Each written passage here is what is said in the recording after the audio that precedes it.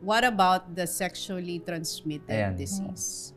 Alam mo ba, Miss Tony, yung cases natin today ng HIV is talagang nag-i-increase kumpara sa mga previous years. So, exponential siya ngayon. Pag ganun talaga.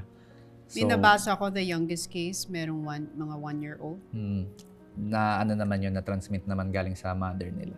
Isa sa mga dahilan niyan, tingin ko, is yung kakulangan ng sexual education dito sa bansa natin. Kasi nga tabu siya. So, hindi siya pinag-uusapan. Iniiwasan siyang topic.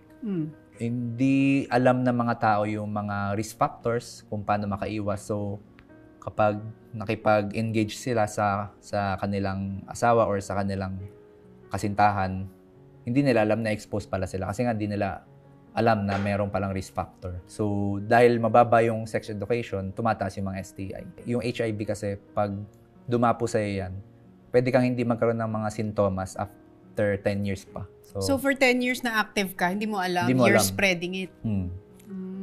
Actually, may mga available naman tayong PrEP, yung parang preventive medications, lalo na sa mga active talaga. Ano yung preventive medication? Ano siya para pwede mo siya i-take. Kunyari kung makikipag-engage ka, pwede mo siya i-take and then it lowers your chance na magkaroon and makapasa.